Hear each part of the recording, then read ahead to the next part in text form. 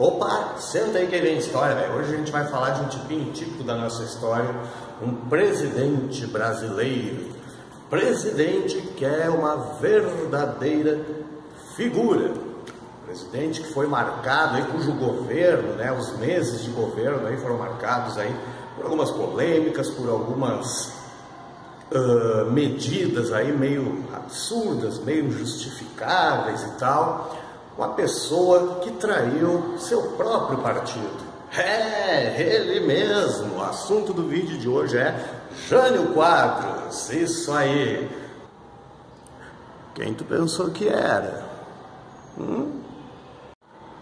Jânio Quadros, então, eleito, né, em 1960, né, para a legislatura, aí, para o mandato a partir de janeiro de 1961, eleito com uma lavada aí, né, um grande percentual de votos a mais que segundo lugar aí, o Marechal Lott.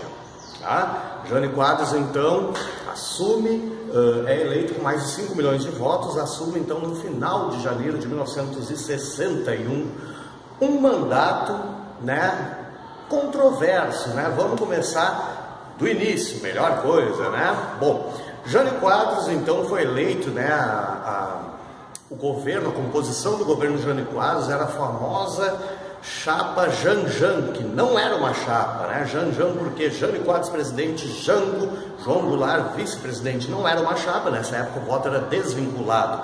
Votava-se, escolhia-se o candidato a presidente e escolhia-se o candidato ali a vice-presidente, né? Não era uma chapa composta, né? Então o governo eleito, representando principalmente ali setores mais conservadores da política brasileira da época, né, da UDN, Jânio Quadros, e o vice, então, que seria exatamente o oposto disso, né, um homem ligado ao getulismo, né, tudo que a UDN mais combateu, tudo que o Carlos Lacerda, mentor da campanha aí do Jânio Quadros, mais combateu, o maior inimigo e tal, e o vice, então, do Jânio Quadros é esse carinha aí, o antagonista, né, João Goulart, Jango para os íntimos. E para os não íntimos também. Mas enfim, Jânio Quadros é eleito com um discurso de moralização política, de moralidade política, né, de conter gastos públicos e principalmente, olha o símbolo aí do governo, da campanha dele, né, a vassoura que ia varrer a corrupção, a bandalheira para fora do Brasil.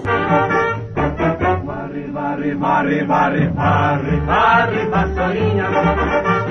Varre, varre a bandalheira. O povo já está cansado de sofrer dessa maneira. Jânio Quadros é a esperança desse povo abandonado. Jânio Quadros é a certeza de um Brasil moralizado. Alerta, meu irmão, vassoura conterrâneo.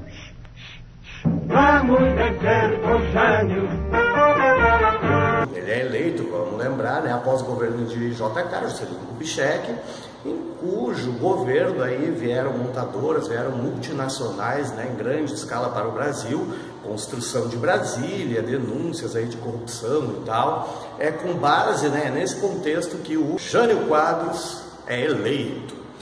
Assumindo o governo em 31 de janeiro, o governo dele aí teve aí uns 7 meses, não chegou a fechar 8 meses. O governo dele é marcado por algumas coisas bem controversas, né? Como eu falei agora há pouco ali na introdução, o governo do Jânio Quadros é marcado, em termos políticos, econômicos, ali, algumas escolhas bem controversas. A gente tem que lembrar ali, né, que 61 é um período bem tenso da Guerra Fria, né? 2 anos antes, Fidel Castro, Che Guevara, Camilo Cienfuegos lideraram ali a Revolução Cubana e tal. Em seguida, né, depois vai ter a crise dos mísseis em Cuba. É bem nesse contexto aí que o Jânio Quadros assume o poder e olha só o que ele faz, promove uma política de reaproximação com a própria Cuba, com a China, país socialista mais populoso do mundo, em tempos, né, em auge de Guerra Fria. Dá para imaginar que os norte-americanos não ficaram muito satisfeitos com isso. Aliás, ele também vai ser um cara que vai defender a chamada PEI, Política Externa Independente, né, bolada ali, idealizada, entre outros, pelo Afonso Arinos. O Jânio Quadros vai defender essa política externa independente como uma terceira via, né? Como um direito de autodeterminação dos povos, sobretudo dos povos latino-americanos, né? Que não deveriam se render a essa disputa entre os gigantes, entre capitalismo, socialismo, Estados Unidos e União Soviética, que cada um decidisse para que lado ir. Isso hoje parece uma coisa normal, natural, mas né, falar isso, defender isso, um chefe de um Estado gigantesco como o Brasil defender isso em plena Guerra Fria, é complicado, vai mexer com interesses bem fortes aí, né? Interesses aí majoritários, inclusive na economia brasileira. Internamente, o governo Jânio Quadros é caracterizado por algumas coisas caricaturescas, né? O Jânio Quadros vai se preocupar, vai focar, né, a atuação interna do seu governo por proibir o uso do biquíni nas praias brasileiras, proibir rinha de galo, briga de galo, proibir jogos, partidas oficiais de futebol em dias de semana e corridas de cavalo em dias de semana, porque ele vai ver que isso aí está desestruturando a família brasileira, a moral e os bons costumes. O marido trabalhava boa, a mulher, né, a família tradicional brasileira, a mulher, a mãe ficava em casa, cuidando da casa, limpando a casa, cuidando dos filhos, fazendo comida para esperar o marido, ao fim do dia chegando do trabalho, cansado, o seu lar, sua mulher, seus rebentos e tal. Só que o marido não vai para casa, ele vai para o estádio assistir jogo de futebol, ele vai para o hipódromo apostar, vai perder tudo e tal, e né, vai passar o resto do mês sem dinheiro, vai privar a família de um monte de coisas, e ele dizia que isso tudo estava tentando contramorar os bons costumes, isso tudo estava jogando contra a família brasileira, e isso era o responsável pelos pedidos de divórcio no Brasil e tal, sem contar a indecência que eram os biquínis nas praias brasileiras, levando os homens a pensamentos pecaminosos e tal. A gente está falando de 1961, cara. Nem perto de fio dental. Olha o que eram os biquínis em 1961. Mas ele vai se preocupar com isso e mais ainda, ele vai procurar determinar o comprimento, o tamanho que deveria ser o maior das candidatas a Miss no Brasil, para que pudesse ser transmitido o concurso das Miss no Brasil pela televisão. Ele vai baixar normas determinando, né, medidas dos maiôs. Tá? Enquanto tudo isso está acontecendo, né, ele atende aí alguns setores dessa direita mais conservadora, mais reacionária no Brasil e tal, mas ao mesmo tempo ele está mexendo com os interesses dessa mesma direita. Ele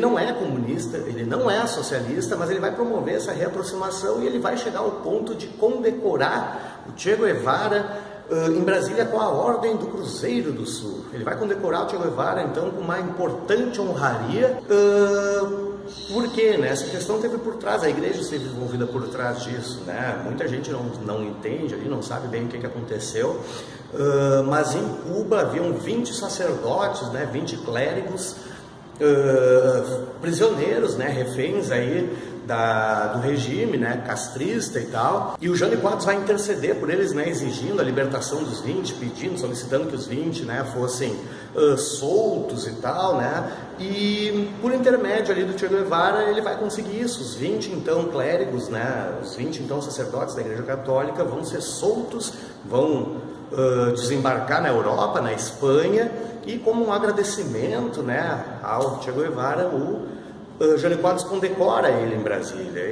Com medidas como essa, ele vai mandar o João Goulart, vice dele, uma visita diplomática e comercial à China, que os Estados Unidos, né, já estavam por aqui com os chineses, 61, 12 anos que o país mais populoso do mundo havia passado para o lado socialista, Estados Unidos querendo acabar com isso, e o Brasil indo lá fazer missões diplomáticas e missões comerciais com a China também. Então tudo isso vai irritando, né, cada vez mais aquelas forças que anos antes, 7 anos antes, haviam se desencadeado contra o Getúlio Vargas. A mídia, principalmente o próprio Carlos Lacerda, né, mentor da campanha do Jânio Quadros, vai usar seus jornais e tal para atacar o Jânio Quadros, e o resto da mídia vem a galope. Aqueles mesmos setores da mídia que atacaram 7 anos antes o Getúlio Vargas vão começar a atacar o Jânio Quadros também. Empresas nacionais e multinacionais, mesma coisa, e até mesmo as Forças Armadas vão cobrar satisfações aí do Jânio Quadros. Jânio Quadros, essa figura carimbada, vai bolar então a saída, né, para que essas forças terríveis, como ele se referiu, deixassem ele governar. A saída vai ser mandar o João Goulart, que na época, né, tinha a pecha, né, tinha a fama de ser comunista, de ser um homem de esquerda e tal, mandou o João Goulart exatamente para o país socialista mais populoso do mundo, a China, e enquanto ele estava lá, o Jânio Quadros vai e entrega mais um dos seus famosos bilhetinhos, os memorandos, né, que ele usava, ele achava interessante essa forma que o Winston Churchill, né, se dirigia né, aos demais políticos através de memorandos. O Jânio Quadros fazia isso também com bilhetinhos de próprio punho e tal. E ele vai entregar a renúncia dele, né, no Congresso, dia 25 de agosto de 1961. A história da renúncia dele é uma questão controversa, né? Tem grandes debates aí sobre os motivos, né, que levaram isso e tal. Ele próprio nunca explicou com todas as letras, muito claramente, né? Mas aquilo que é mais aceito aí entre cientistas políticos, entre historiadores, é que teria sido um golpe no bom sentido da palavra, né? Teria sido uma artimanha, um macete para poder continuar governando, né? A ideia dele era que que a renúncia dele não seria aceita, né? Quando fossem se dar conta, quando vissem, né? Se ele renuncia, o presidente vai ser João Goulart, aquele esquerdista safado. Não, pelo amor de Deus, não deixa ele renunciar. Na cabeça dele, muito provavelmente, se passou isso aí, né? Não gostam de mim, gostam menos ainda do meu vice. Então, quando vierem me pedir para não renunciar, quando não aceitarem a minha renúncia, eu vou impor as condições impô-las-ei para ficar. O Jânio Quadros é também o último presidente brasileiro, provavelmente, a usar, e um dos poucos até, a usar mesóclise, né? Ele falava essas frases de efeito, né, que muita gente diz até hoje no sentido de deboche, né? As condições impô-las-ei, a famosa mesóclise e tal, aquela história que atribuem a ele, né? Por que eu bebo? Eu bebo porque é líquido, se sólido fosse, comê-lo-ia e tal. Ele tinha umas sacadas aí, umas tiradas aí bem interessantes, né? O Jânio Quadros, certa vez, ao ser numa entrevista, né, ao ser dirigida a palavra para ele, a pergunta para ele por uma repórter que chamou ele de você apenas, ele, né, sem se exaltar e tal, ele sacou do microfone então e disse, né, referindo-se ao fato dela chamar ele apenas de você, como se fosse, né, muita intimidade, disse: moça, muita intimidade gera dois problemas: filhos e aborrecimentos. Como eu não quero ter aborrecimentos com a senhorita e muito menos filhos, então, né, dirija a minha palavra corretamente e tal.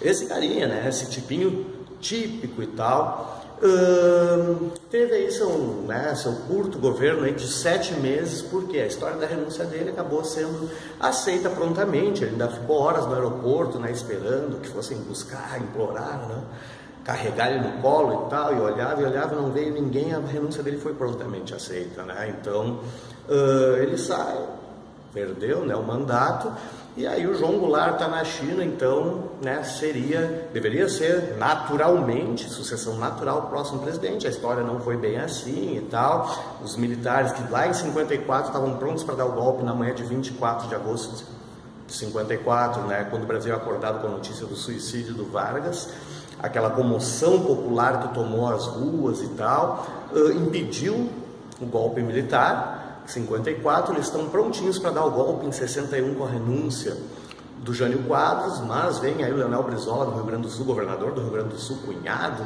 do João Goulart, né, organiza ali a rede da legalidade, uma longa história para a gente falar agora, e acaba impedindo o golpe também. O golpe, né, que os militares tentaram em 54, tentaram em 61, foi acontecer só lá na madrugada de 1º de abril de 64, né, em 61, então não aconteceu. E o João Goulart, dias e dias depois, vem voltando aos poucos, né, da China, vem fazendo várias escalas, se comunicando, né, como é que estão as coisas aí no Brasil e tal, vai assumir, vai ser empossado na presidência só lá no dia 7 de setembro, né, então, olha, o Brasil ficou ali em torno de 10 dias